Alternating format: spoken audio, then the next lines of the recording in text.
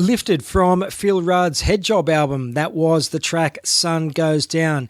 As everyone knows, a hell of a lot has happened within the AC/DC camp since the last time the band were here on the Black Ice Tour, including the well-documented departures of Malcolm Young and also Phil Rudd. You can read about these recent happenings in the just-released 2015 edition of AC/DC Maximum Rock and Roll by journalist Murray Engleheart, a guy who I've known for 20-odd years now and a guy who knows AC/DC backwards.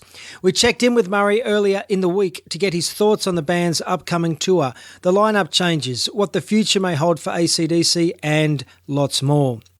Let's hear the chat with Murray now. Murray Engleheart, welcome to the Australian Rock Show. Thank you very much, mate.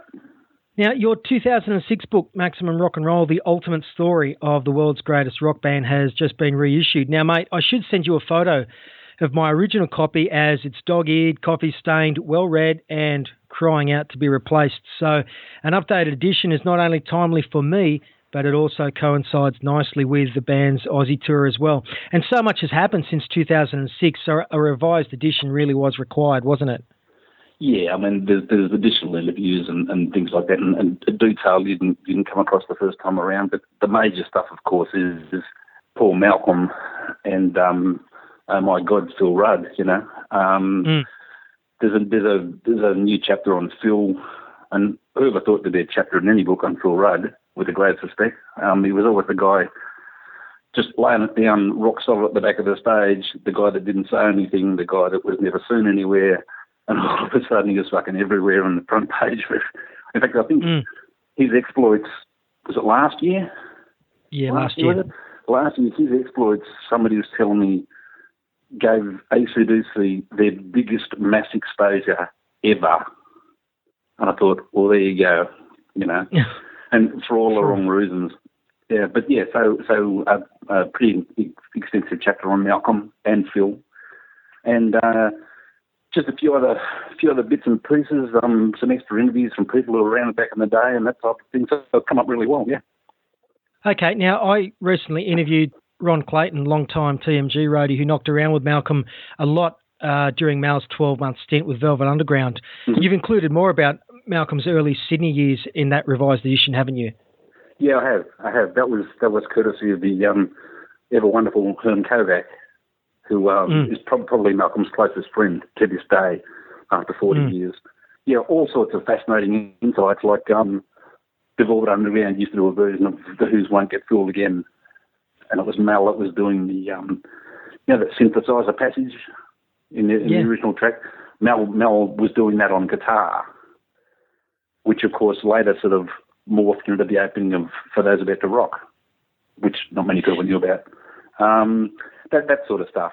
Yeah, Herm's got a million stories, and one particular one was when the Velvet Underground played in, where was it, regional New South Wales at one point, and it was a Friday night gig, and Malcolm was still working at the Burleigh Bra Factory, and wasn't able to always get time off work.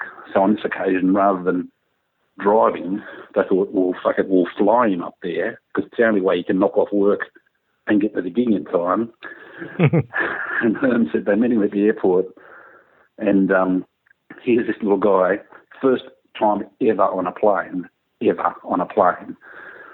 And here's this guy, little guy, gets off the plane, struts through the airport, cigarette in hand, little bag in hand, like the sort of, well, not rock star, but he just sort of, was playing the part, strutting through the airport and everything, and they were all cracking up. And as Herm said, who would have thought, like 40 years later, that the guy spent most of his life on a plane, and that was the first time he'd ever been on one. Lots of little stories like that, which are kind of nice. Now, you won't have heard it just now, but I was ranting at the start of this show about Phil not being in the band, an opinion shared by many. I think he should still be there. Now, I'm not sure if you ever saw very early AC/DC with guys like Noel Taylor or Peter Clack behind the kit, but I have sure seen the lineups with Rudd, Simon Wright, and also Chris Slade. I was at Donington back in 1991, and without Rudd, the band really do lose their swing. And no disrespect to Chris Slade, but that thumping auto drive which he provides. And Malcolm has himself mentioned that Phil's vital drum sound was lacking from the band's years without him. I recall him stating that after Rudd rejoined for Ballbreaker. With Ballbreaker, what's your take on current day AC/DC? Let's start with Chris Slade in for Phil Rudd on drums. Oh, look, as Malcolm says in the revised book, Slade's probably the best musician I ever played with, full stop. I mean, the guy's credentials are just absolutely stunning. He came within inches of missing a solid gig with Elvis. He played with Tom Jones. He's just been everywhere and done everything since then. But it's horses for courses. I mean, Phil Rudd sort of invented the modern day sort of rhythm dialect that you don't do fills because it fucks up the roll, it fucks up the swing. You just keep drop. If you go through all of AC/DC's records that Rudd's on, certainly up until including Back in Black, I think there's like 3 or 4 rolls on like 6 records. It just doesn't. Or if you listen to someone like Keith Moon or Bonham or Ginger Baker, it's like, all the time. That's part of it. Or somebody who was really good at that sort of stuff was Rat Scabies from The Damned. Sure. His whole thing, like Moon, was just rolling. His whole thing. But if you listen to Ringo Starr, and if you listen to Kenny Jones, and you listen to Rudd, it's a whole other thing. It's a whole other rhythmic stride. And he was sort of on the beat and behind it as well at the same time. And I think that's sort of missing. But by the same token, Phil sort of set the template. I mean, it's one thing. It's one thing. The fact that he's not there, I think, is a shame, right? But the guys are in a pretty difficult position, I think. But the show must go on, doesn't it? Well, yeah, exactly. They had a world tour to do. They had an album to do. I mean, he was 2 weeks late getting to the studio to do Rock or Bust. So even at that point, I think, in fact, come on. We got Malcolm, sidelined, and now we've got this as well, right? Come on. So, but once that rhythmic template's established, I think it's not too difficult for someone else to slot in behind it, but you're never going to be the master. How close was local drummer Mick O'Shea to landing the gig? I understand he was pretty close. He was pretty close, like in terms of shortlisted. That was the word. That's what I was hearing. If you know Mick, Mick's such a sweetheart, and he's such a driving drummer.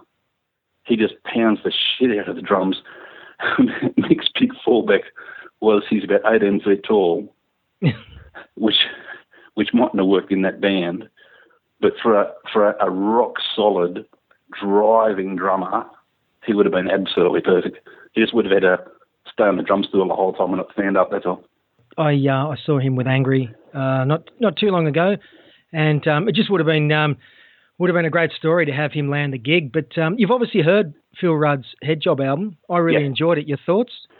Oh, you could see where it was coming from. And as he said to me, as Phil said to me, I've heard a few decent riffs in my time. You could see where it's coming from, but it's those sort of things have a funny life out on their own, if you know what I mean. The mere fact that album even happened was, I think, symptomatic of the fact that Malcolm wasn't in the picture. There's no way in the world Malcolm would have tolerated, with them staring down the barrel of a new album and a tour, there's no way in the world he would have tolerated Phil going out doing that sort of stuff on his own. Just wouldn't have happened. Wouldn't happen. That last year must have been just absolute fucking bedlam.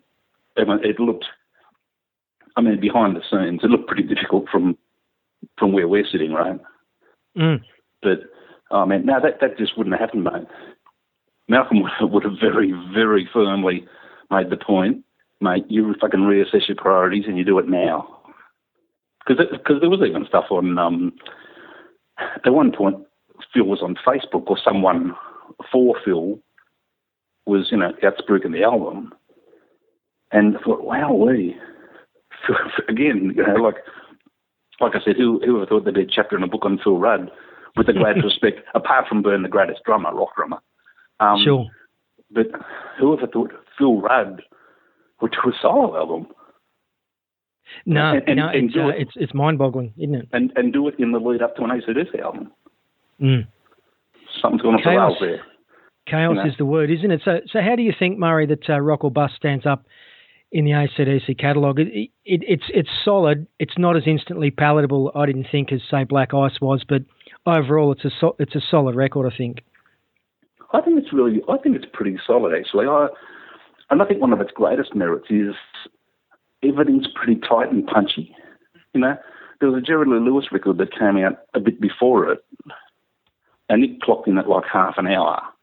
And I think Rock or Bust comes in about the same time. And it was just, I don't know, I think one of their greatest ever songs, and no one ever knows it really, but is Down Payment Blues. I just think that's an absolute fucking masterpiece, lyrically, rhythmically, sonically, everything, and no one knows about it. But they can pull the stuff off like that with ease, but they're still really good at 3-minute songs. Really 3-4 minute songs, and that's what the album's about. And it works for me. I think it's fine. I've got to say, I sort of I thought, how is this going to work? But Angus is going to absorb so much of Malcolm, who absorbs so much of George. They know what to do. It's just instinct for them. What's your gut feeling? Do you think we'll get another album, or will this be it? Mate, that'll be up to Angus, really. It really will. He's sort of shouldering the load now. Malcolm was calling the shots for many, many years. And even though everybody still thinks Angus is the guy, it's Malcolm's band. He formed it. He runs it. Well, he ran. You know what I mean? And I think maybe Angus will think I've done the album in homage to my brother. We've done a world tour in homage to my brother, pretty much. Maybe that's enough. Or maybe you'll think, look, Mallard wants us to keep going, so we're going to keep going. It will depend on Angus. It really will. And who knows where that's going to fall. Time will tell, I guess. And I guess what is remarkable is that, like so many of us, could never have envisaged AC/DC permanently with no Malcolm. Yet what's clear is that apart from Angus, everyone else has proved to be replaceable, which is remarkable, isn't it? Well, yeah, once Angus is the last man standing, pretty much. And the interesting thing about that is AC/DC, like the Ramones and the Stones, everybody thinks of being this sort of ever-present rock-solid unit. Where the Ramones were actually pretty fluid, went through a lot of guys later stages. And the Stones even in the promo pictures, there's 4 guys now, not 5. And it's the same thing with AC/DC, really. It is weird that Malcolm's not there. But by the same token, of all those guys, I think Malcolm could walk down the street most easily. Sure, okay. You know what I mean? And Malcolm was the guy who spent most of the gig right at the back of the stage, right? Only came up to the front to sing choruses. And most of the time was out of the spotlight. So really, I'm not sure how many people, there are millions of fans, I'm not sure how many people would readily identify Malcolm anyway, do you know what I mean? Angus is the one in the spotlight. Well, I think that nephew Stevie Young is a good replacement for Malcolm, who officially filled Mal's shoes in September of last year. Now, a lot has been written about him replacing Malcolm, but one good thing to emerge from the lineup change is that fans are taking time to discover his work with Starfighters, who were right up there with the great late 70s, early 80s UK bands. Some say as good as UFO, which I don't agree with, but it's an interesting side note. People are discovering that band. You've no doubt heard the Starfighters material? Sure. When he first came in, when Stevie first came in to St. Mel's place, when he was taking some time off to deal with his drinking, Angus gave an interview, and it was really interesting. He said, look, Stevie knows how Keith Richards plays, and he knows how Ike Turner plays. And he said, that's enough. That's more than fucking enough. You know, that's anybody that knows those grounding points is more than up to the measure of stepping into this band. I thought that's a pretty interesting thing to say. But yeah, I mean, he's a bit of a dark horse, Stu. You're quite right. And just slipped like no fanfare or anything. I mean, he was working with Angus long before it was announced. But that's what you need, someone who can just walk in and do it. But look, my brother and I once owned a 12-inch single by his former outfit Starfighters called Alley Cat Blues, which is without a doubt one of the best songs to come out of the new wave of British heavy metal era. And if people think Stevie ain't got the chops, think again. You know what? I think we might cut to a song now, mate. I've got Alley Cat Blues buzzing around my brain. It's such a ripping tune. So let's take a quick break and air some Starfighters with the track Alley Cat Blues. From 1981, that was Birmingham outfit Starfighters there, featuring current AC/DC rhythm guitarist Stevie Young and the song Alley Cat Blues. Murray, where and when was the first time you saw AC/DC live? Oh, where would that have been? A couple of times. One that stands out was at a community hall in Eastwood or Epping in Sydney, and somebody threw a can or something at the stage, and Bon nearly jumped out and ripped their head off. That was one that's memorable. The other one was a really interesting one at Warwick Farm Racetrack, actually. Maybe 75. They were playing in the middle of the actual track. In the 70s, they did a lot of shows like that. A lot of bands did a lot of shows like that. And so they're in the middle of the actual track, and it was raining. So I guess there was 200 people there. And they were pretty big at the time. And Bond came out and gave a few drinks, and he came out, and there was this scaffolding around the stage, and he started doing chin-ups on the scaffolding. And, of course, the scaffolding started to shake. So the ladies were racing out saying, mate, get down, you got to get down. You're going to pull it down. And that was fantastic. But it was just really weird in this huge expanse of the middle of a racetrack and 200 people. But they were just fantastic. Mate, I want to dig into your book and pull out just a couple of my favourite stories, one of which is when Rose Tattoo played a gig out at Parramatta's War and Peace Hotel around 1978, which is where Angus was walking around pretty much unnoticed until he borrowed Coxie's guitar and jammed. And it was only then that the punters figured out who he was. That's a cool story. Pete Wells and Angus Young in the same band. That would have been something. Yeah, and a very pissed off Mick Cox. You know, that was amazing. I mean, it was I forget what street it's in. The disco was called War and Peace, and it was just straight something out. But I was there, and it was just straight out of Saturday Night Fever with the raised coloured dance floor and everything. And I think it was a Tuesday night, and Tattoo were playing, and it was one of those places with a low ceiling. And of course, the Tats always had this sort of triple four-way, this massive sound system in this small room. And there wasn't many people there, and there was a few bikers and stuff, and it was just a pretty sparse crowd, and Tattoo played, and that's fine. And we were sitting down, and we saw the angry at the bar, and he was with a bloke about the same size as him, who had this big, long greatcoat on. Oh, okay, that's interesting. Sort of waved to Angry, and, how you going? And then they both went backstage and disappeared. And I thought, oh, that's funny. Then out comes Angus. And it was just fantastic. They played I Hear You Knocking, that Little Richard song, and they played a blues, and they played something else. It was fantastic. It was like the best 15 minutes that anybody's ever done in their lives, really, really great. Really. And like I said, again, 200 people, and even after Angus was, out in the crowd rolling on the ground, people were still thinking, who's this little guy? People just didn't get it. I mean, this was when Power Age came out, because he'd come back to Australia to do promo for Power Age, and they'd been slaying it in Europe and America. And here he was playing this little disco before 200 people, and half of them didn't know who he was. It was really weird. Another great one, mate, is when Swanee was headlining out at the Family Inn in Rydalmere, January of 1980. And during the encore, Bon, along with Barnesy, got up and jammed on some Zepp and Chuck Berry. Some Australian rock and roll history sure as hell took place that night, didn't it? I don't know whether people that drink at the Family know that story or not, but every time I walk past, I grew up around there, and every time I walk past her, I think, fucking hell. Like, talk about hallowed ground. I mean, that was like, the Family was one of the great pubs in the late 70s, early 80s pub circuit in Sydney. Big beer barn. Probably get, I don't know, maybe 800,000 people in there. Great gigs, just really, really great. And for Bond to do basically, his last ever Australian appearance, literally in my backyard, that was like 5 minutes from where I grew up. It's like, wow.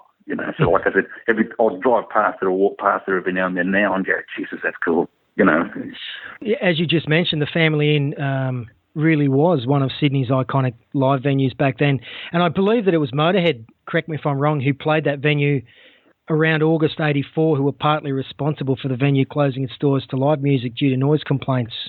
A mate of mine... Possibly? Probably. A mate of mine was doing a poster run that night and dropping off some posters for a gig the next week. And he said he walked up I think there's about 2 or 3 steps once you came inside the doorway. And he said it was so loud, he said something in my brain said, nah, you can't go in there. You can't.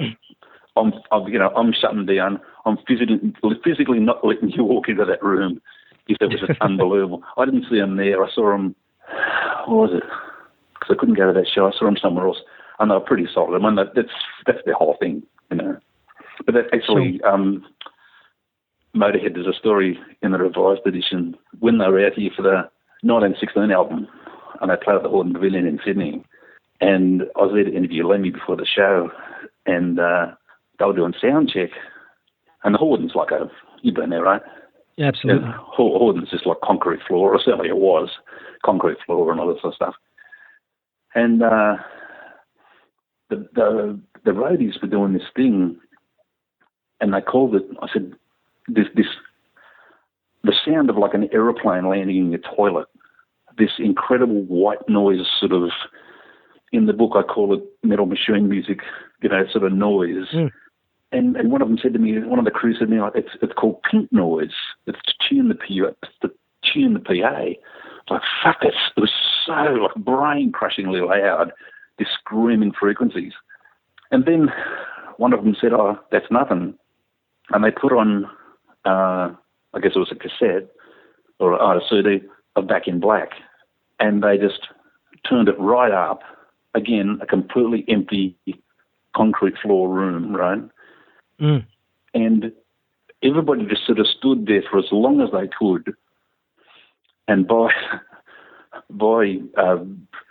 the end of Shoot the Thrill, the place was completely empty. Even the roadies left and closed the doors. This noise was, and that was louder than Motorhead themselves. Wow. It was so fucking loud. But I thought, there you go, the loudest band in the world using Back in Black as a yardstick. I thought that's pretty cool, We could talk about Motorhead all night, but I'm getting off track. There's a photograph in the book of Brian Johnson fronting Geordie at Checkers in Sydney on Geordie's 1974 tour. Mm-hmm. And I'd like your take on something. Now, I've heard so many times that the first time the Youngs encountered Brian Johnson was when he auditioned to replace Bon. I find it hard to believe that the band's paths never crossed, or one of the Youngs didn't see him, because in February and March of 1974, Geordie toured fairly extensively around Australia, playing with a bunch of great bands, including Hush, Lobby Lloyd and the Coloured Boars, La-Di-Dahs, Buffalo, Sherbet, Thorpe. They also did that aforementioned gig at Checkers, a venue which AC/DC were also performing at around that time. What's your take on that? You think George or Malcolm spied Brian way back then and filed him away? Oh, for sure. For sure. I think this is detailed in the book, I think. I think Malcolm saw him at Checkers and Angus saw Geordie at Hornsby Police Boys or something like that. They both definitely saw them. If you go through, and it's pretty well documented in the book, if you go through, there's all these things that happened to them that they made mental notes of. Like the thing I mentioned about the staccato passage in Won't Get Fooled Again, sort of ended up years later becoming the opening to Thursday at the Rock. right? Seeing Brian at Checkers when Mark Evans left the band. Angus and Malcolm went to see the Deep Purple Free Mantra Band show in 71 in Sydney. And we're really impressed that the bass player for Mantra Man, Cole Pattinson, kept playing while a roadie changed the string on his bass. So when Mark Evans left the band, one of the people I looked up was him, because I knew he was solid. There's this, they just file things away. Yeah, and one of the things in the new book is when they first went to the UK in April 76, they were rehearsing on a farm on the outskirts of London, and at the front of this farm were these cannons. So that got filed away, and and come for those about to rock. It's really interesting. People say, look, it's just, detractors say it's just dumb rock by, there's not much intelligence in it. And really, when you look back through it, there's some pretty detailed notes or mental notes being taken right throughout the whole process. Mate, just going to put this out there. I know the past can never be altered, but I've always loved the idea of Heaven's Alan Fryer filling Bond's shoes. And I often wonder how songs like Flick of the Switch would have sounded with Alan. I'm a rock and roll dreamer, aren't I, Murray? Of course, Alan sadly passed away earlier this year. Always remembered fondly by the Gray brothers. But how do you think? What's my, am I a dreamer there? Oh, mate, you would have killed it. Alan had... There's a couple of really great voices that come out of Australia. One's Angry Anderson, who I think's got the phrasing of Sinatra. He's a fucking great singer. John Swan, and Alan Fryer, Bon, of course. But Alan had an incredible range. I don't know whether you remember seeing them doing Whole Lot of Love, seeing Heaven do Whole Lot of Love. He had an incredible range. He would have just beaten that up. But I suppose Alan's thing, as somebody said to me, Alan's thing was so much like Bon. He was just almost Bon Mark II, but with a greater octave range. But he would have eaten that stuff up. Him on Back in Black. Jesus, that would have been something. How close was... And he came so close. He came so close. What about Stevie Wright? How close was Stevie really to getting the gig to replace Bon? No. Okay. There's a couple of...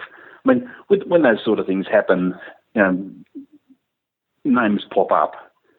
Chisel were huge at the time, so Jimmy's name came up. Angry's on Albert's with Tattoo, so Angry's name came up. Same with Stevie, but Stevie was never a chance. By the way, I had a friend tell me they recently bumped into Stevie a couple of weeks ago down on the New South Wales South Coast, which is great to hear. Little Stevie is out and about and doing okay. Mate, getting back to Geordie, in my opinion, there isn't enough information out there on Geordie's 1974 tour Down Under. I know the Buffalo did a couple of supports. Did Pete Wells ever mention those dates to you? No, he didn't actually. He didn't. Okay. But I mean, in those days, it was pretty much...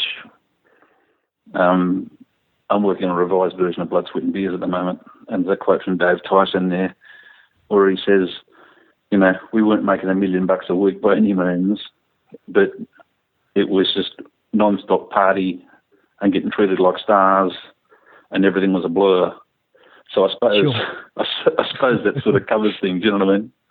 I wasn't going to play any Geordie, but why the hell not? I want to make this particular episode informative. The band had some pretty good tunes, including 1973's All Because of You, which still sounds great today, and it's a tune we're going to cut to right now. Let's take another break and crank some Geordie. From their 1973 debut, Hope You Like It, that was Geordie with the single All Because of You, a song which peaked at number 6 on the UK charts, of course featuring the distinctive vocals of Brian Johnson. Though if you explore the band's musical offerings, their guitarist Vic Malcolm had a great guitar sound as well, I think. We're chatting with AC/DC biographer and long-time Australian music journalist Murray Engleheart. Murray, is it true that Bon got his idea to put Angus on his shoulders after seeing Brian Johnson do that in Geordie, whom Bon's outfit Fang, previously known as Fraternities, had supported? Possible? That's possible. Well, Brian was doing that in Geordie. That's quite possible. But I think Dave Evans was doing it in Rabbit later on too, so that sort of balances that out. It's possible, mate. Yeah, it's possible. Why do you think there is so much interest in AC/DC nowadays, especially with Bon? I mean, in the early to mid-'80s, if you think, it was mostly headbangers here in Australia who remained loyal to the band, and I can't recall massive media support like it was for Black Ice when they toured with the Party Boys back in early '88. Why do you think there's so much interest nowadays?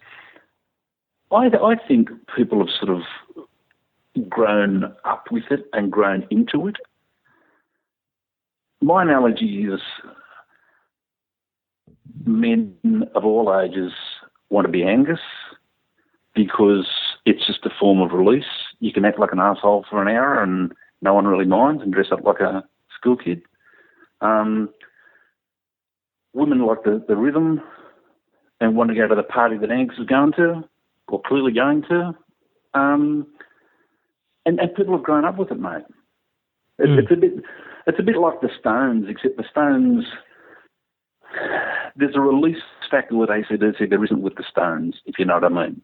The Stones have sort of become this sort of majestic, graceful thing, where AC/DC are probably still the loudest thing on the planet. The biggest show, the sweatiest show, the loudest show. And I think that's it. But they've become, they're not a rock band, they're a rock brand now, I think. And that's the crucial difference, I think. And you know, I was saying to someone the other day, no one goes to fancy dress parties as Robert Plant, right? And there's no streets in Europe named after Van Halen, right? It's just they've become part of the social fabric, and it's partly the devil's horns, it's escapism, it's Angus. It's similar to Kiss, isn't it? In a sense, yeah. And they've been around so long, and they haven't changed. Like I said, the Stones sort of late 60s Altamont period were just like Satan's helpers. And then they sort of morphed into something a bit different with, you know, black and blue and all that sort of stuff, and it's only rock and roll, which sounds like they gave up, which they sort of did. Where AC/DC just haven't. They've just been this constant for more than 4 decades, and people just absorb it. I mean, I know people who don't like rock, who don't like rock and roll, don't like rock music, but love AC/DC. It's like, wow, there's a thesis in that somewhere. Yeah, and there's something in that, and you mentioned of the early history, and you get a lot of people nowadays, much like Kiss fans, they just want to take in the hits, hear the Cannons, see Angus, and I know people who take the kids along like a circus. Just they don't care who's in the lineup, and a large chunk of the crowd, that's the demographic. Yeah, it's a cultural institution. It's like going to the cricket. It's like a barbecue on Australia Day. Everybody just loves AC/DC. It's what you do. What about the band set list? It's pretty predictable, and I think, I don't know, maybe as a purist, it'd be good to see them vary it up a bit. I know they can't drop the stuff everyone wants to hear, but maybe, I don't know, I'd like to hear something like Guns for Hire or Nervous Shakedown. Sink the Pink would be cool, just to add some spice. I know it's not going to happen. What about Rockin' in the Parlour? That'd have punters scratching their heads. Yeah, that'd be go. Yeah, I mean, one of my favourite records of theirs is Flick of the Switch. I just think the sound and the attitude and it's hugely underrated. Like, no one mentions it ever. I mentioned Down the Blues before. It was bargain bill. It ended up in the bargain bins here. Yeah, it's got a great groove. You know, This House is on Fire. Yeah, that's fucking huge. You know, it's just a great sounding record. But look, I think the set list right now, I mean, I think people are going to be blown away. Even people who think they know what they're expecting are going to get blown away with these shows that are coming up. And look, songs that they've been playing overseas, Have a Drink on Me. That'll do me. that's just fantastic, that song. I mean, so if there's stuff like that in the set, that's very good enough for me, mate. That'll be fine. Do you think this country, more so Sydney, does enough to preserve and indeed celebrate its rock and roll history? I touched on this when I had Dave Evans on the show earlier this year. A plaque or something should be installed down at Victoria Park near Broadway, site of the first AC/DC gig with Angus in the school uniform, which leads me to the Young Family's Burwood residence located out there in Burleigh Street. Now, I believe that 2 years ago the National Trust included the property on the National Trust Register, which is wonderful, but I don't think that's enough. Other cities do it. What's your view? And I guess when are we going to see Murray the E offer AC/DC/Sydney sightseeing tours for local and international fans? Good idea or what? With me walking frame. Yeah, we'll see, mate. Look, yeah, I think you're right. There's an enormous heritage here that isn't celebrated the way it should. And there's lots of guys. There's lots of people just dotted around the scene who are, in their 60s now, who never really got their due in the first place. And once they're gone, they're gone. I mean, if I can just cross over for a second, one of the themes of the Blood, Sweat and Beers book was that's just an era that's completely gone. It's like big band jazz. It's just gone now. Between, the sounds changed, the bands have changed, the audience have changed, work health and safety laws have come in. The whole thing's different now. The entire thing's different now. And a lot of it's just, like you said, that a lot of it's just goes uncelebrated, unmarked. It's just an era that everybody thought was fantastic, and it's off in the distance somewhere. So yeah, something to commemorate it, but it comes down to dollars and cents too. That's the other thing. Well, what you touched on then was one of the reasons my brother and I really wanted to start this podcast, to get a lot of those guys who are in their 60s, get their stories down and preserved for future generations, because it's important more than anything. No, it's God's work, mate. It's good stuff. Murray, it's been really great to chat with you. I cannot give you enough praise for your book, Maximum Rock and Roll. It's the go-to book for people like me, and indeed anyone who has a love of AC/DC and Australian rock and roll. What projects are you currently working on? You mentioned Blood, Sweat and Beers, which is there's a revised edition out when? There's a revised edition coming out in February. Okay. With a whole stack of interviews I've dusted off that I didn't know I had, with Robbie Lloyd and Peter Wells and people like that. And a bit of a nod to people like Doc who have left us. But that's out in February. And then there's a bigger project out late next year, which I'll talk to you about later. I might want to point out the Ian Ryland photographs in that Blood, Sweat and Beers book from 1998 are absolutely fantastic. Yeah, that guy really nailed it, didn't he? Look, I can't let you go without choosing an AC/DC song. What would you like to hear and why? Oh, mate, I'd have to go back to Down Home at Blues. I just think as a structured rock song, it just doesn't get any better by anybody. From the opening to the breakdown, the solo, and it's fantastic. And the way the two guitars mesh, I just love it. And Bond, Doing Nothing Means a Lot to Me, just killer fucking lines. It's just tremendous song. More people don't know it. Great choice. The book is called Maximum Rock and Roll. The fully revised 2015 edition is out now, available online and in all major bookstores. Do not call yourself a fan of AC/DC if you do not own this publication. Murray, thank you once again for your time today. It's been really great chatting with you. Thanks very much, mate.